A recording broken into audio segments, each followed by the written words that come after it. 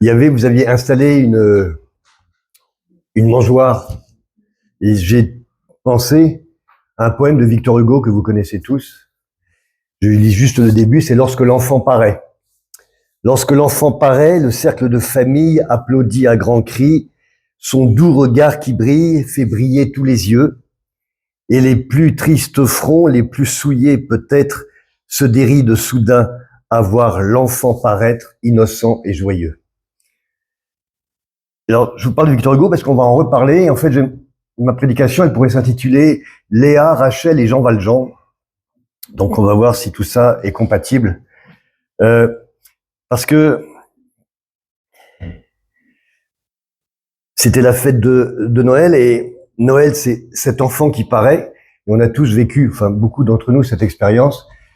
Quand notre enfant paraît, ou même l'enfant de quelqu'un d'autre, le tout petit bébé, on se dit, il va avoir le meilleur. On lui souhaite. Qu'est-ce qu'il va devenir? Qu'est-ce qu'il va être? Qu'est-ce qu'il va vivre? Et peut-être, évidemment, qu'il ou elle soit heureux, mais peut-être ça sera quelqu'un de très très particulier. Au fond de nous, les fameux contes de fées où les fées se penchent sur le berceau, en fait, c'est ce qu'on pense à chaque fois qu'un enfant paraît. Et j'avais envie de parler non pas de Jésus en tant que tel, mais du tout petit bébé. Et il se trouve que en même temps, dans Genèse 30, dont nous faisons la suite de Genèse, je tombe sur Genèse 30, je n'étais pas forcé de prendre, mais Genèse 30, ça parle que de bébés. Donc il y a des bébés partout. Donc j'aurais voulu faire une espèce de course aux bébés pour voir lesquels sont les bons, lesquels sont les moins bons, et surtout sur lesquels on peut compter. Donc Genèse 30, en fait c'est la fin de 29, ça a été vu avec les précédents orateurs. C'est donc Jacob qui a pris 2 femmes. Vous vous souvenez, il voulait Rachel, il a dû prendre Léa, et après avoir eu Léa, il a eu Rachel. Et donc Jacob s'est mis polygame, ce qui a priori est interdit, donc il s'est mis double charge de mari. Il va être au centre de la jalousie de ses femmes. Parce que la richesse de Jacob se voyait au nombre de ses moutons, mais celle de ses épouses se comptera au nombre de leurs enfants. Donc il y a une espèce de course à l'armement, une course au bébé qui va se mettre en place et qui pour nous, lecteurs contemporains et occidentaux, est presque choquant. C'est-à-dire que la femme n'existe dans ces chapitres que par sa capacité à être mère. Alors les féministes actuelles d'ailleurs se battent encore beaucoup contre cette vision de la femme qui est toujours en place, une femme qui n'est pas mère, parce qu'elle le décide, toujours elle n'est pas forcément vue d'une façon très positive. Et ce qui est intéressant, pour revenir à nos bébés, c'est que ils vont faire naître des bébés tout le temps, de différentes façons, toujours en espérant que ce bébé va apporter quelque chose. Ce qui ne sera pas le cas complètement. Jacob, il va être pris au piège de sa désobéissance en ayant eu 2 femmes, parce que qui dit 2 femmes dit double problème. Hein. Non mais comme 2 maris serait double problème pour les épouses, hein, ça marche dans les 2 sens. Hein. Et donc il va devenir, excusez-moi, mais un peu l'étalon au service de ses épouses qui sont sœurs et qui vont régler leurs conflits à coups de bébé. En fait, c'est presque un vaudeville quand on dit ça sous un angle un peu particulier. C'est assez incroyable que la jalousie entre ces 2 sœurs, dont a déjà parlé Emmanuel, je crois, vraiment va continuer dans le temps et on a tous connu, peut-être pas dans nos familles, mais autour de nous, des fratries qui se déchirent sur des vieilles histoires de chouchou, des vieilles histoires de préférence, etc. Donc là, c'est entre l'aîné qui a des jolis yeux. Ma mère, quand elle voyait, quand j'étais jeune, disait « Ah, cette jeune fille a des jolis yeux », ça veut dire que tout le reste était complètement raté. Donc, il restait que les jolis yeux, tandis que la cadette est la plus belle. Et donc, cette jalousie, on peut, comme l'avait dit Emmanuel, considérer qu'elle est la base des problèmes de ses filles. Donc, Léa tire la première salve pour avoir ses bébés. Donc, elle va avoir 4 fils consécutifs, Ruben, Siméon, Lévi, puis Judas. Les 3 premiers, en fait, sont comme des objets de sa revanche sur son mariage raté. Parce qu'à chaque fois qu'elle va avoir un de ses enfants, elle va lui donner elle va l'expliquer de façon revancharde.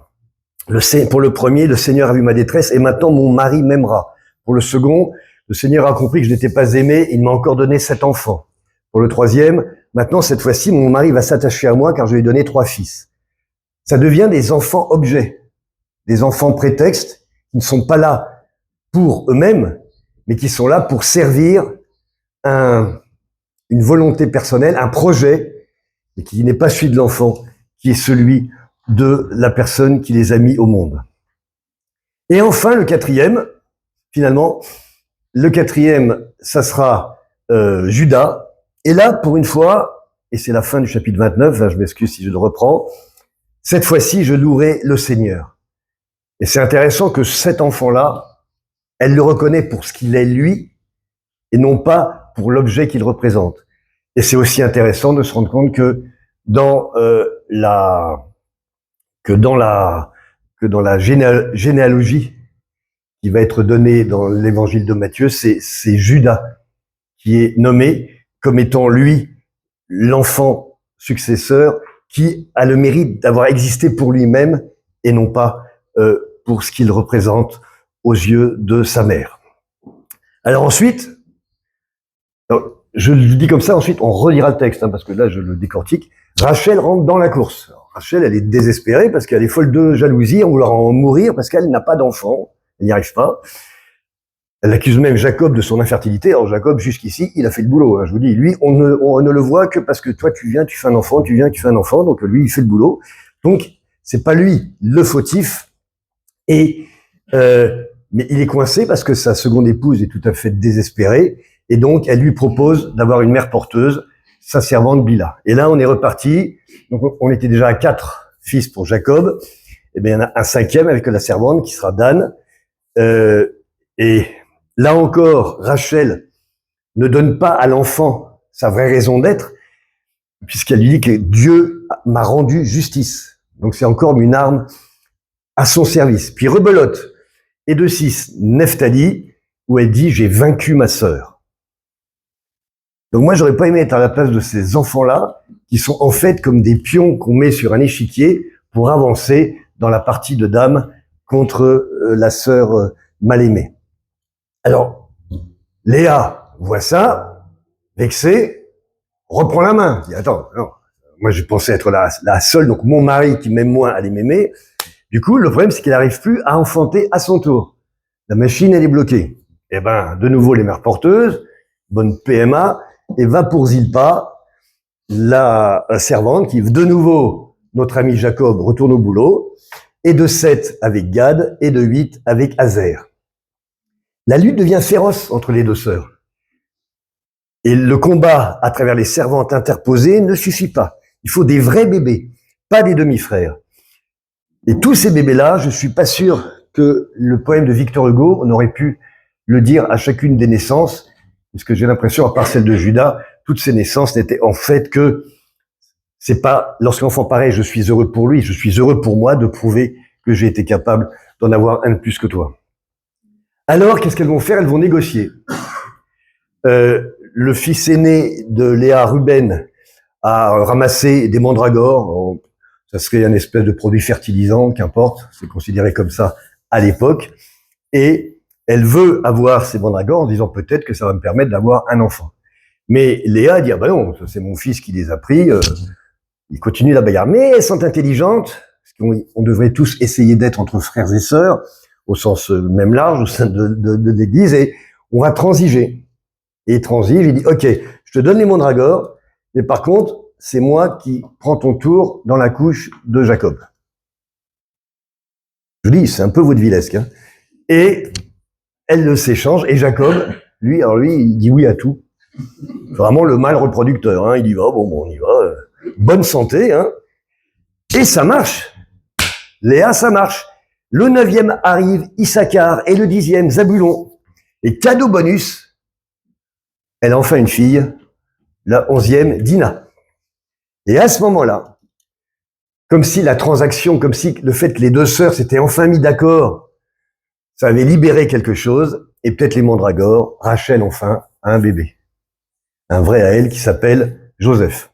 Ceci étant dit, elle n'est pas satisfaite parce que juste après, elle dit « j'aimerais bien en avoir encore un autre ». A priori, ça ne sera pas le cas. Donc, ça y est, tous les bébés sont là, ils sont 12.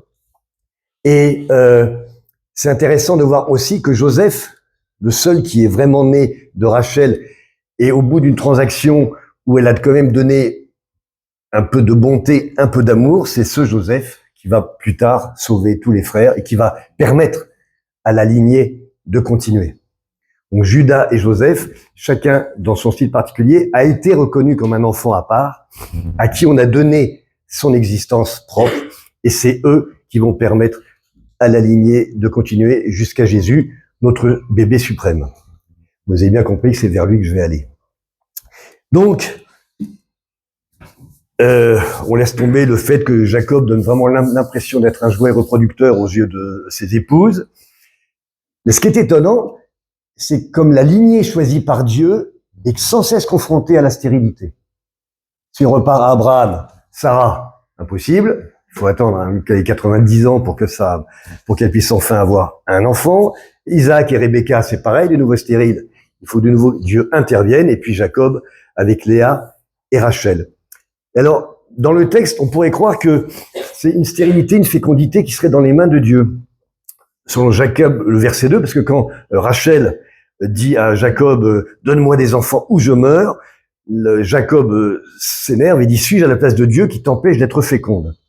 A priori, rien dans le texte ne montre, et dans d'autres textes que, bon, je connais pas suffisamment, vous me direz si je fais une erreur, mais en tout cas, dans ce texte-là, ce que les interventions de Dieu, c'est pour arrêter la stérilité. C'est pas pour la provoquer. Comme si la stérilité était le fruit du mal qui traîne sur la terre, de toute façon, c'est comme ça. Et quand Dieu intervient, il libère la femme de sa stérilité parce que c'est un Dieu de vie. Et un Dieu qui déciderait de rendre une femme stérile, pour moi, c'est plutôt un Dieu de mort et ça ressemble pas à celui auquel je crois. Alors, tous ces bébés, alors, on va lire juste ça parce que je m'arrêterai pour Genèse 30. Tu peux me mettre Genèse 30, comme ça vous verrez que je vous ai pas menti. Et ceux qui continueront, feront ensuite avec Jacob quand il va avec son beau-père.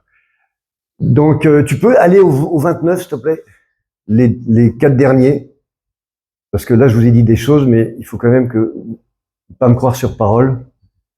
29, chapitre 29. Sinon, je l'ai là. Hein.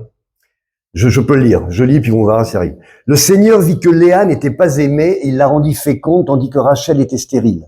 Léa devint enceinte et enfanta un fils qu'elle appela Ruben, car dit-elle, le Seigneur a vu ma détresse et maintenant mon mari m'aimera. Elle devint encore enceinte et enfanta un fils. Elle dit, le Seigneur a compris que je n'étais pas aimée, il m'a encore donné cet enfant. Elle l'appela Siméon. Elle devint encore enceinte et enfanta un fils. Elle dit, maintenant, cette fois-ci, mon mari va s'attacher à moi, car je lui ai donné 3 fils. C'est pourquoi on l'appela Lévi. Elle devint encore enceinte et enfanta un fils. Elle dit, 7 fois, je louerai le Seigneur. C'est pourquoi elle l'appela Judas. Ensuite, elle n'eut plus d'enfant. Lorsque Rachel vit qu'elle ne donnait point d'enfant à Jacob, elle porta envie à sa sœur. Elle dit à Jacob, donne-moi des enfants ou je meurs. La colère de Jacob s'enflamma contre Rachel. Il dit, suis-je à la place de Dieu qui t'empêche d'être féconde? Elle dit, voici ma servante Bila, va vers elle, qu'elle enfante sur mes genoux et que par elle j'ai aussi des fils. Elle lui donna pour sa femme Bia, sa servante, et Jacob alla vers elle. Bia devient enceinte et enfanta un fils à Jacob. Rachel dit, Dieu m'a rendu justice, il a entendu ma voix, il m'a donné un fils. C'est pourquoi elle l'appela du nom de Dan. Bila, servante de Rachel, devint encore enceinte et enfanta un second fils à Jacob. Rachel dit, j'ai lutté divinement contre ma sœur et j'ai vaincu. Elle l'appela du nom de Nephtali. Léa, voyant qu'elle avait cessé d'enfanter, prit Zilpa, sa servante, et la donna pour femme à Jacob. Zilpa, servante de Léa, enfanta un fils à Jacob. Léa dit, quel bonheur! Elle l'appela du nom de Gad.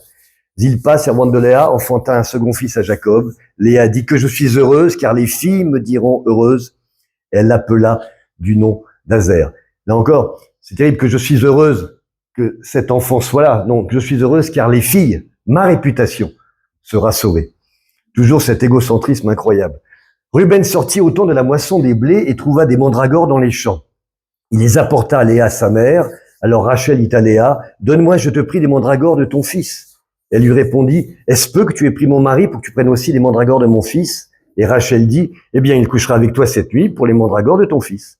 Le soir, comme Jacob revenait des champs, Léa sortit à sa rencontre et dit, c'est vers moi que tu viendras, car je t'ai acheté pour les mandragores de mon fils. Il coucha avec elle cette nuit. Dieu exauça Léa qui devint enceinte et enfanta un 5e fils à Jacob. Alors c'est amusant, c'est qu'en fait, on ne compte que les fils qui sont pas les métis, entre guillemets. Là aussi, c'est assez terrible. Les fils des servantes, bon, ça servait quand ça servait, mais quand on n'en avait plus besoin, on les jetait. Léa dit, Dieu m'a donné mon salaire parce que j'ai donné ma servante à mon mari, et elle l'appela du nom d'Issachar. Léa devint encore enceinte et enfanta un 6e fils à Jacob. Léa dit, Dieu m'a fait un beau don. Cette fois, mon mari habitera avec moi, car je lui ai enfanté 6 fils. Le cadeau, donnant.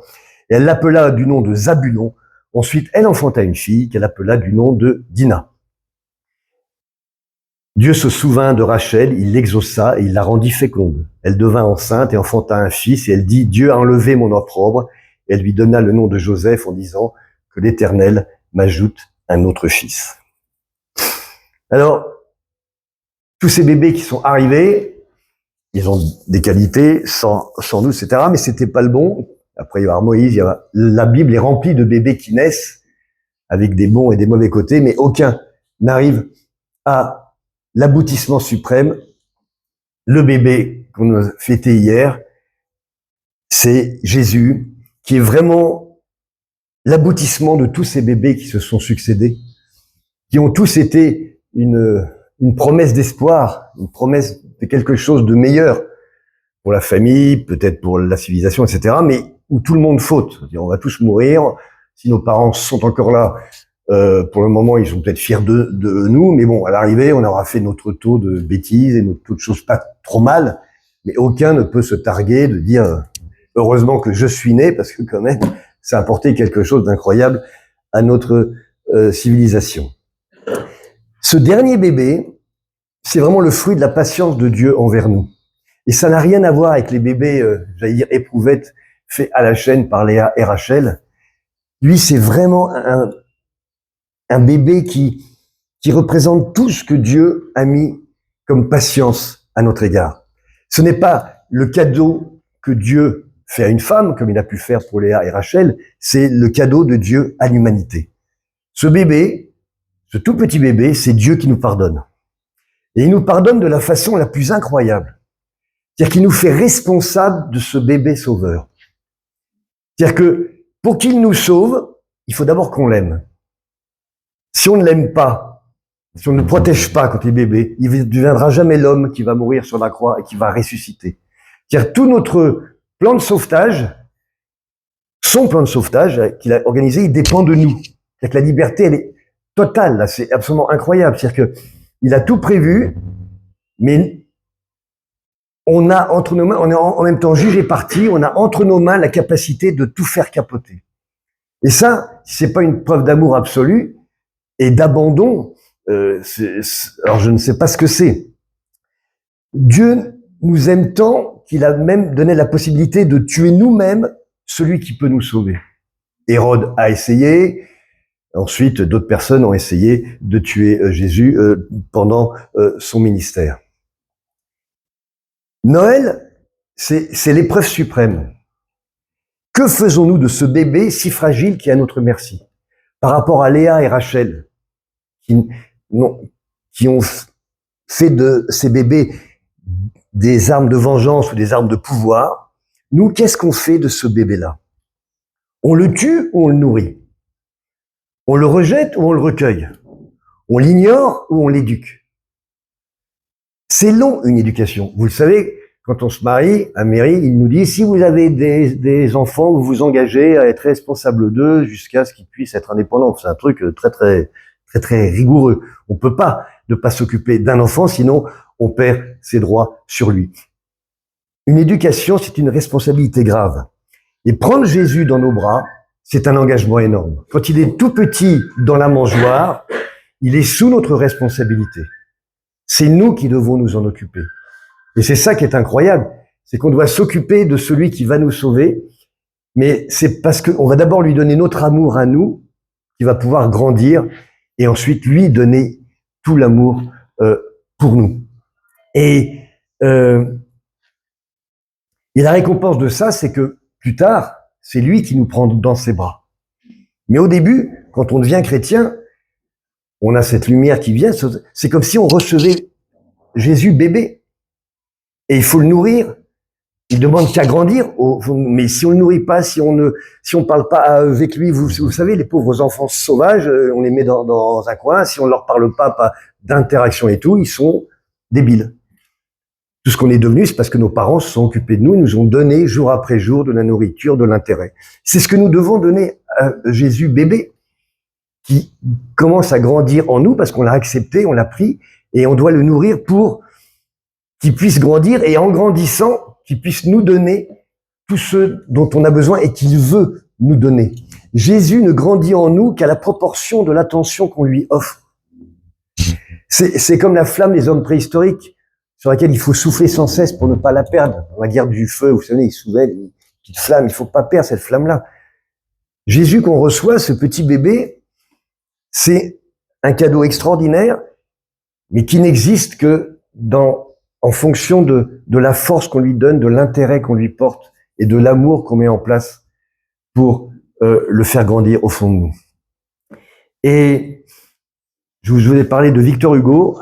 J'aimerais terminer par deux petites lectures des Misérables. Je vais vous dire pourquoi. J'étais dans ma voiture il y a quelques jours et il y a quelqu'un de connu qui était à la radio et qui disait « Ah, j'aime beaucoup des Misérables et j'aime tel extrait ». Ils ont lu l'extrait que je vais vous lire pour en faire ensuite une explication qui m'a vraiment fait de la peine parce que le plus important, il l'a refusé. Tout le monde connaît les Misérables très très rapidement. Jean Valjean, bagnard, condamné injustement pour un petit vol parce qu'il crevait de faim, donc ça c'est pas très grave, fait 19 ans de bagne, revient est libéré. Et donc, il est seul, il cherche un endroit pour dormir, un peu comme notre petit bébé, Marie, et personne ne ouvre sa porte parce qu'il y a marqué bagnard, il y a un truc bagnard. Sauf qu'il arrive chez un curé, il pense que c'est un curé, en fait, c'est un évêque, l'évêque bienvenu, qui l'accueille, qui le nourrit, qui le couche. Et le lendemain matin, Jean Valjean, comme remerciement, à l'aube, il part, il avait remarqué des couverts en argent avec lesquels il avait été nourri, il prend les couverts et il se barre. Un homme qui a été bouffé par la vie, par la rage, etc. Donc il se comporte vraiment très très mal.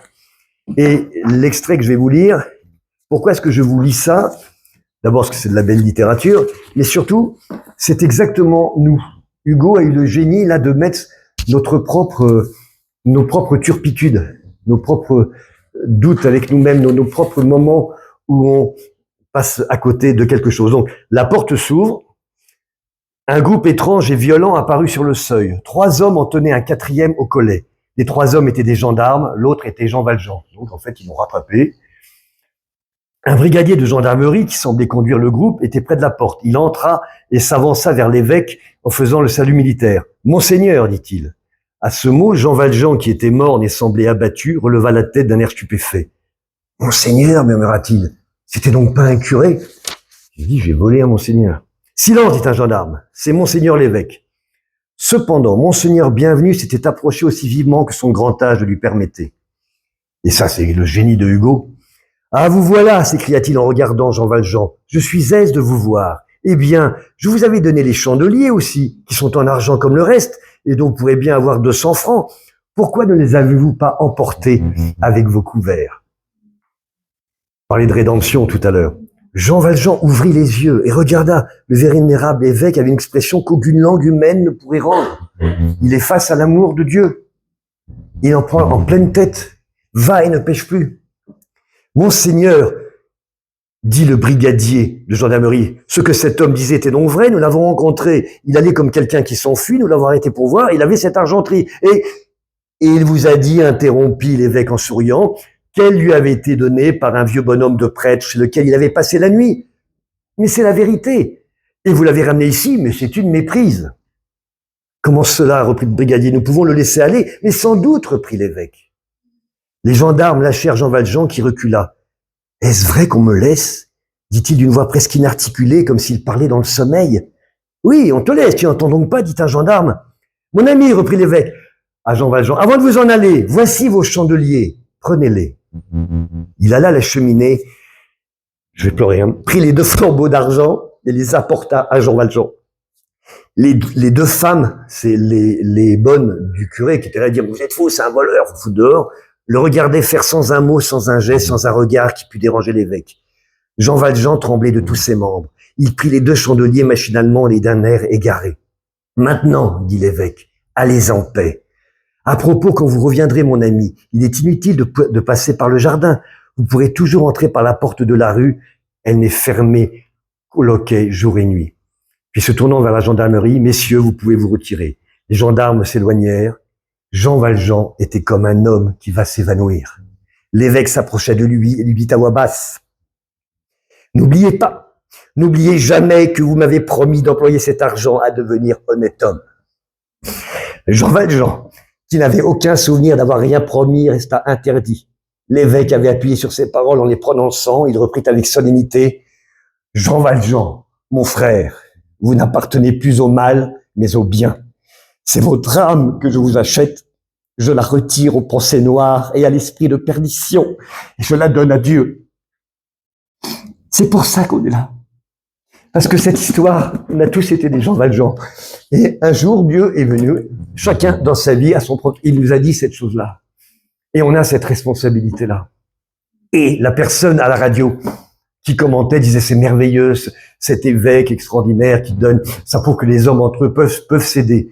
Et la dame qui l'interrogeait lui dit, mais quand même, à la fin, il parle de Dieu et tout. Alors, oui, ça, on laisse tomber, parce qu'évidemment, Dieu, ça n'a pas d'importance. Ce qui est important, c'est les hommes s'aiment les uns entre les autres. Et je me dis, il n'a rien compris. Et quand je disais le fameux bébé qu'on prend, qu'est-ce qu'on en fait?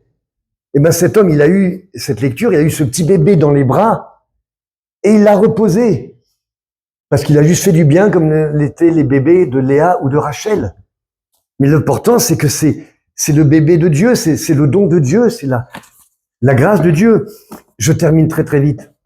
Jean Valjean part, riche, pas du tout inquiété par la police. Il est complètement bouleversé par ce qu'il a vécu.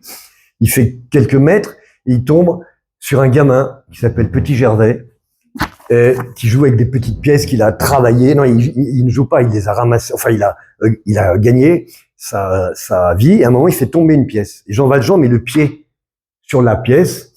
Réflexe de bagnard, réflexe de mec qui a souffert. L'enfant le supplie de rendre cet argent et Jean Valjean, il dit non. Il l'engueule, il le pourrit et le Petit Gervais part en pleurant parce que cet argent, c'était de quoi manger. Et à ce moment-là, Jean Valjean se rend compte de ce qu'il a fait. Il sort, il a reçu une leçon de Dieu, d'humanité. Et la première chose qu'il fait, c'est une cochonnerie absolue. C'est honteux. Et là, il est totalement brisé, totalement cassé. Et je terminerai par le dernier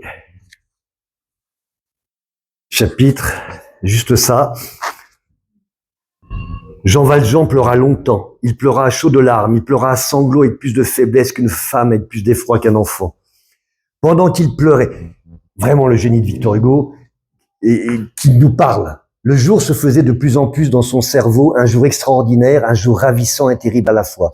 Et ça, il parle de nous, de notre moment où on est passé de l'autre côté. Sa vie passée, sa première faute, sa longue expiation, son abrutissement extérieur, son endurcissement intérieur, sa mise en liberté réjouie par tant de plans de vengeance, ce qui lui était arrivé chez l'évêque, la dernière chose qu'il avait faite, ce vol de 40 sous à un enfant, crime d'autant plus lâche et d'autant plus monstrueux qu'il venait après le pardon de l'évêque, tout cela lui revint et lui apparut clairement, mais dans une clarté qu'il n'avait jamais vue jusque-là.